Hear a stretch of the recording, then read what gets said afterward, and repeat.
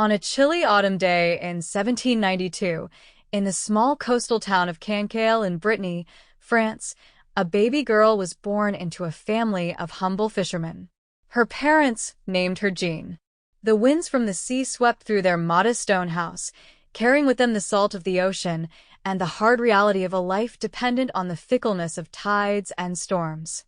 Jeanne's father, Joseph, was a sailor, often absent for weeks at a time, leaving Jeanne's mother, Marie, to care for their children in the simplicity of faith and endurance. Jeanne would one day recall the hardship of these early years not with bitterness, but with gratitude, for it was here that her heart first learned the language of poverty and trust in God. When Jeanne was only 4 years old, her father did not return from one of his voyages. The sea had claimed him, as it did many men of Cancale. His loss left the family destitute, and little Jeanne grew up without the security of a father's hand to guide her. Yet her mother, a woman of unshakable faith, taught her children to lean on Providence. At night, she would gather them around the hearth, teaching them the prayers of the church, whispering of a God who never abandoned his children even when earthly fathers were taken away. It was in those intimate evenings, the fire crackling and the wind rattling the shutters, that Jeanne's imagination was filled with the unseen presence of God, a companionship that would never leave her. From a young age, Jeanne was drawn to silence and prayer.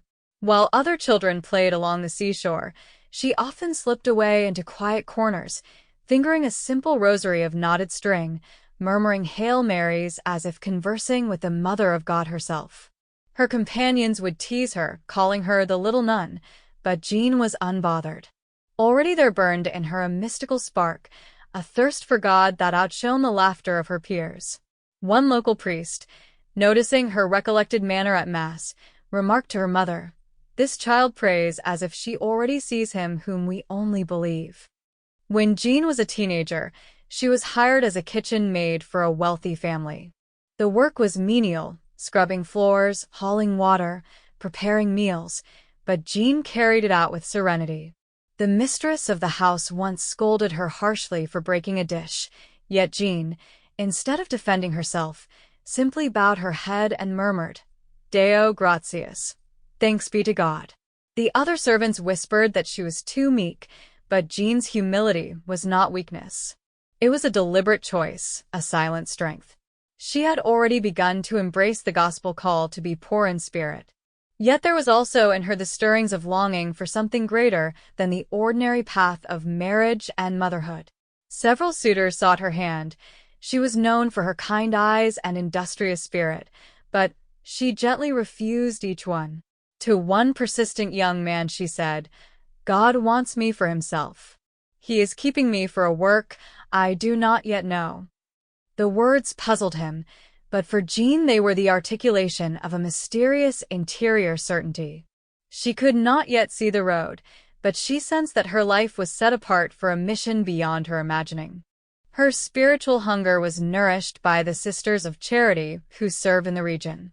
Jeanne sometimes assisted them in visiting the sick, carrying food or linens to the poor. In the dim rooms of the sick and elderly, she felt a tug at her heart unlike anything she experienced elsewhere. She once spent an entire afternoon washing the feet of an elderly woman whose family had abandoned her. As Jeanne gently dried them, the woman wept, whispering, You're like Christ to me. Jeanne blushed and shook her head, but in her soul she felt a strange warmth, a mystical awareness that in serving the poor, she was touching Christ himself. This experience would remain etched in her memory, a seed waiting to blossom. By her mid-20s, Jeanne had entered the Third Order of Saint Jeanne Jugan, a lay association committed to prayer and works of mercy. She took a private vow of chastity, consecrating her heart to God. At night, after long days of labor, she knelt on the cold wooden floor of her small room, her arms raised in the form of a cross, whispering prayers for strength to do the will of God.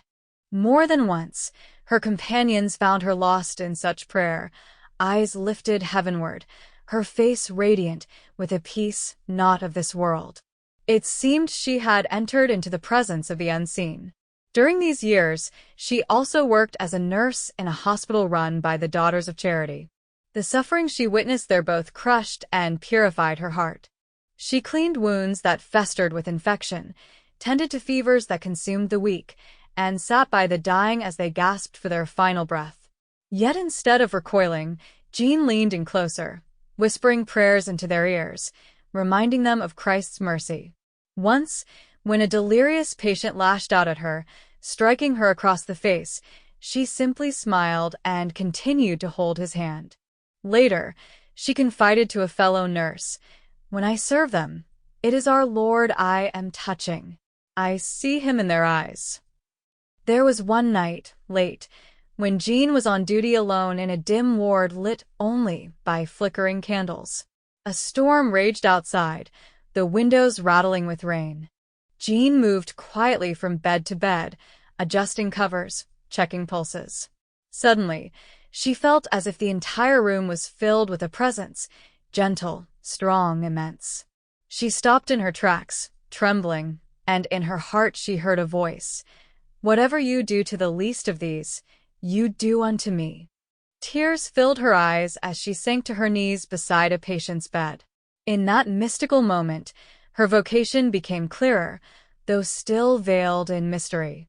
She knew her life must be spent entirely for the poor and the forgotten. Yet her path was not straightforward. Jeanne was eventually forced to leave the hospital due to her fragile health. This disappointment weighed heavily on her. She had loved the work and felt it was her true calling, and now it was taken away. But Jeanne had already learned to trust in God's providence. "He will show me another way," she whispered in prayer. She returned to humble domestic service, assisting a devout woman named Mli Lekuk, with whom she often shared long conversations about faith and the needs of the poor. Together they spent hours visiting the sick and the abandoned in the town, bringing bread and comfort to those no one else remembered. Jeanne's reputation grew quietly in Kankale as a woman of mercy, always ready to help, always radiant with quiet joy. It was in this period of hidden service that Jeanne's soul deepened in mystical union with God. She spent long hours in adoration before the Blessed Sacrament, her face lifted toward the tabernacle as if it were a window into eternity. More than once, witnesses noticed her absorbed in prayer, so still and transfixed that she seemed almost outside of time. A friend once asked her what she thought of during these moments, and she replied simply, "I look at him, and he looks at me. That is enough." The years passed in this rhythm of work, prayer, and service. Jeanne was outwardly ordinary, moving about Kankale with no sign of grandeur, yet interiorly her soul was being prepared for the extraordinary mission that lay ahead. The sea winds that had taken her father now swept through her life like the breath of the Spirit, stripping her of all attachments, leaving her poor in everything but rich in God. The stage was being set, though she could not yet see the drama that would unfold. She was nearly 50 when the great turning point of her life would come, the night she carried home a blind, paralyzed old woman and laid her in her own bed, an act that would ignite a work of charity destined to circle the globe. But before that hour arrived, Jeanne remained faithful in the little things, a hidden life of labor, prayer, and love for the poor.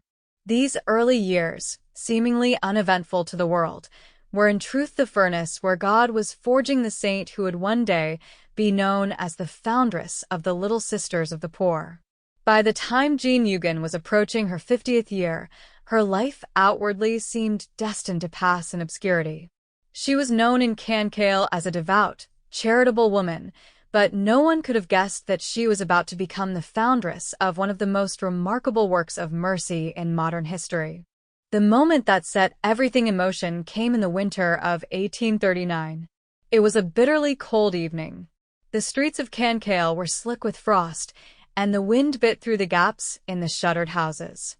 Jeanne was walking home when she encountered an old woman, half paralyzed, blind, and utterly destitute. The poor creature had been abandoned, left to beg or die in the chill of the streets. Jeanne's heart was pierced. Without hesitation, she bent down, lifted the frail woman in her arms, and carried her through the dark streets to her own small apartment. Her room was modest, a narrow bed, a small table, and a crucifix hanging on the wall. Yet Jeanne laid the old woman in her own bed, giving her the best she had. Jeanne herself would sleep on the floor that night. This was no impulsive act of charity, but the beginning of a way of life. For Jeanne, that night marked the moment when God's mysterious plan became visible. She was to dedicate herself wholly to caring for the aged poor. Word of Jeanne's actions spread quickly. Neighbors whispered about the woman who had taken a destitute old beggar into her own home. Some shook their heads, calling it folly, but others were moved. Soon another elderly woman in need arrived at Jeanne's door, then another and another. Jeanne welcomed them all. Within months, her little apartment had become a refuge, overflowing with the fragile bodies of those no one else wanted. Jeanne begged for food to sustain them, going door to door with a basket, humbly asking for bread, potatoes, or scraps of meat. She was not ashamed. With eyes shining, she told those who opened their doors, "Give to God's poor."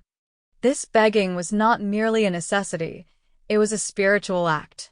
Jeanne saw herself as an instrument of providence, allowing others to participate in God's mercy by giving alms. At times, she would be turned away or mocked, yet she bore it all with serenity. One baker, irritated by her repeated visits, barked, "You again? Why should I give to you?" Jeanne replied with gentle firmness, "Because it is for Christ and his poor." The man, disarmed, dropped a loaf into her basket. Jeanne never kept anything for herself. She was content with the bare minimum, reserving all she collected for her little family of the poor. As the number of elderly under her care grew, Jeanne's work became more organized. She gathered around her a small group of young women who were drawn to her spirit of humility and charity. These companions shared her daily tasks, washing clothes, cooking meals, cleaning wounds, praying with the dying. Jeanne taught them not merely by words, but by her example. She instructed them, "Be little, be very little before God." And again, "The poor are our masters. They must be treated as such." This reversal of worldly values, placing the beggar in the position of master, was radical, but it captured the heart of the gospel. By 1842, the growing work required more space. Jeanne and her companions moved into a larger house in Saint Servan, a nearby town. There, the little community flourished. More poor arrived daily, drawn by the rumor that there was a house where no aged person was turned away. Jeanne's companions increased in number too, young women eager to follow her path of service. They began to live together in a quasi-religious manner, praying the divine office, sharing meals, and dedicating their lives to the poor. Jeanne, though without formal education or ecclesiastical approval, had become a foundress. One of the most striking features of Jeanne's leadership was her mystical detachment from herself. She seemed unconcerned with recognition or authority. Once, when asked how she could continue such difficult work without becoming overwhelmed, she responded, "It is not I who have done this. It is God. He has done it all. I am only his instrument." This humility was genuine. She sought no glory, no position, only fidelity to the mission entrusted to her. There were also moments of mystical assurance that strengthened her. One night, after a particularly exhausting day of caring for the sick, Jeanne knelt in the chapel alone. Her body was weary, her hands raw from work, and her heart heavy with the burden of so many souls in need. As she prayed, she felt suddenly enveloped in a great peace, as if Christ himself were standing beside her. She heard in her heart, "Do not be afraid, little one. This is my work." Jeanne rose from prayer renewed, convinced that Providence would never abandon the poor.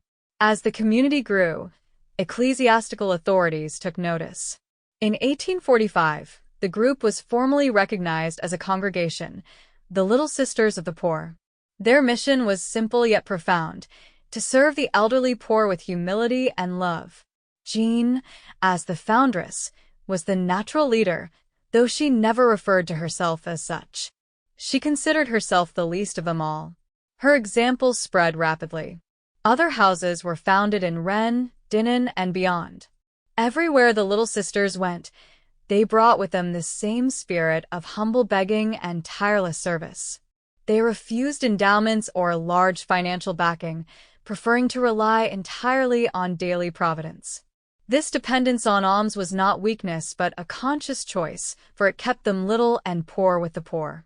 Jeanne instilled in her daughters the conviction that God would provide, so long as they remained faithful.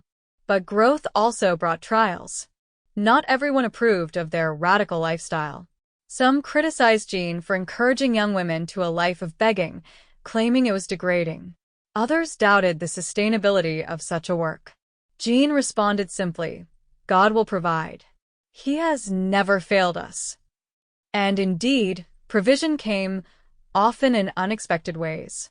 On one occasion, when the larder was completely empty and there was no bread for the evening meal, Jeanne gathered the sisters and the poor around the table. Together they prayed, thanking God for his goodness. Just as they finished, there was a knock at the door. A local baker, moved by a sudden impulse, had brought baskets overflowing with fresh loaves. Jeanne smiled with quiet joy. "You see," she said, "he never forgets his poor." What struck those who knew Jeanne was her extraordinary humility. Though she was the heart of the congregation, she never asserted her authority. She preferred to be in the kitchen, peeling potatoes, or in the sick room, wiping a fevered brow. One young sister once found her late at night, on her knees scrubbing the floor. "Mother, why do you do this?" "We can take care of it," she protested. Jeanne replied softly, "I do it for the love of Jesus. Nothing is too small for him." Yet beneath her humility, Jeanne possessed a remarkable strength. She guided the community with wisdom and vision, always keeping their focus on the poor. She resisted any attempt to turn the work into something comfortable or prestigious. When some suggested building a more impressive convent, Jeanne shook her head. "We must be poor with the poor. Let's not build palaces for ourselves while Christ lies hungry at our door." Her fidelity to littleness became the very identity of the Little Sisters of the Poor. By the late 1840s, the congregation had spread beyond Brittany. Houses were founded in Paris, and soon the work began to attract international attention. Bishops marveled at the sight of these simple women, dressed in plain habits, walking through the streets with their baskets, begging for food to sustain the poor they sheltered. Their radical witness challenged the comfortable and inspired countless others. Jeanne herself, however, remained hidden, content to watch God's work unfold through the hands of her daughters. But the time was approaching when she would be asked to embrace an even deeper humility, a trial that would strip her of the visible role she had carried and leave her hidden for decades. This trial, far from diminishing her sanctity, would perfect it.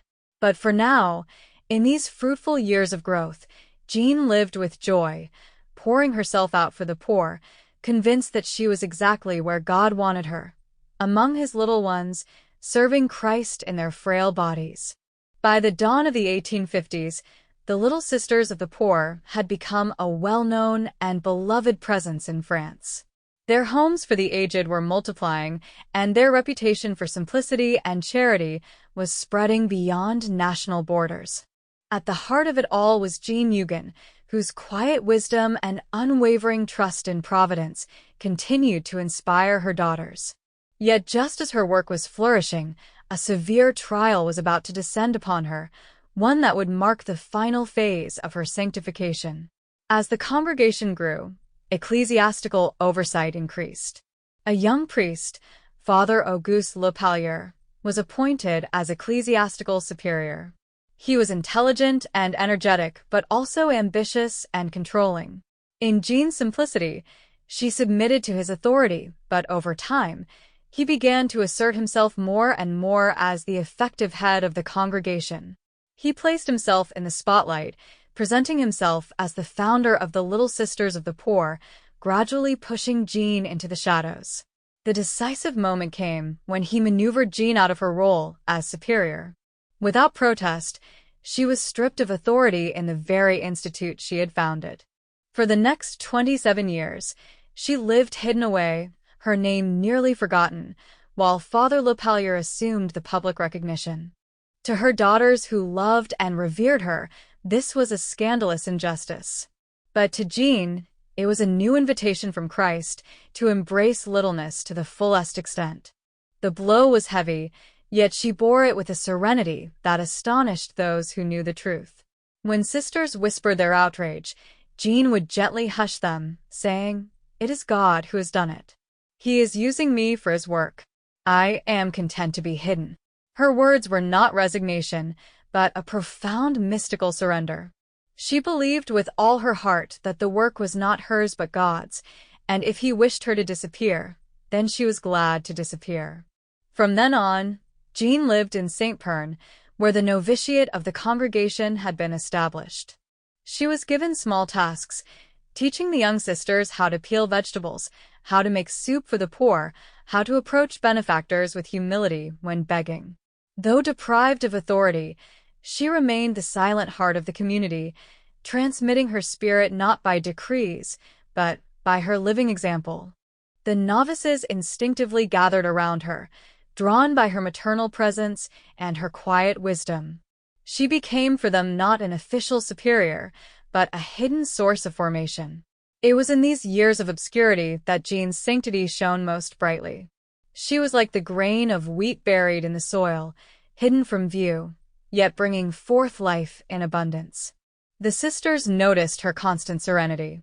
She never spoke a harsh word, never complained, never sought to vindicate herself. Instead, she radiated peace. When asked once how she endured being set aside, she simply replied, "The good Lord knows. He sees." That is enough. One evening, after a long day of work, a young novice asked her, "Mother, does it not hurt you that others take credit for what you began?" Jeanne paused, her eyes fixed on the crucifix on the wall, and answered, "My child, if God is glorified, what does it matter who is praised? We must be little, very little. Let us do everything for him alone." The novice never forgot those words. Jeanne's hidden life became her greatest lesson to the congregation, that the true founder of the Little Sisters was Christ himself, and she was content to vanish so he might be seen. Though removed from leadership, Jeanne's mystical union with God deepened. She spent long hours in prayer, especially before the Blessed Sacrament. Often she would be seen kneeling motionless, her eyes closed, her lips barely moving, absorbed in silent conversation with the Lord. The sisters said that she seemed at times to glow with an inner light, as if the presence of Christ radiated through her. For Jeanne, prayer was the wellspring of her strength. She once told a sister, "When you are weary, go and find Jesus in the Blessed Sacrament. He is waiting for you. Tell him everything, and he will refresh you." Her hidden years were not without suffering. She experienced poverty and deprivation more intimately than ever.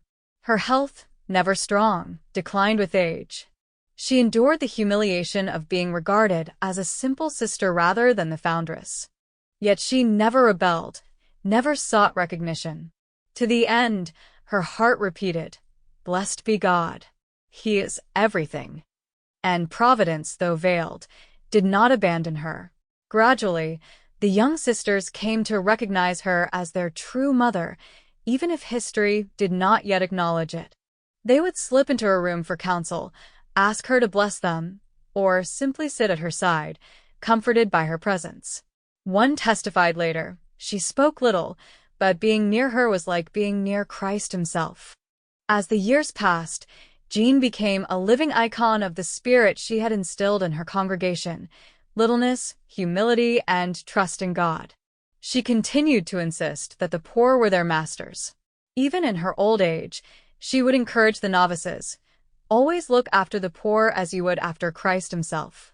Never forget, it is for him you do it." Finally, in her 80s, her strength began to ebb.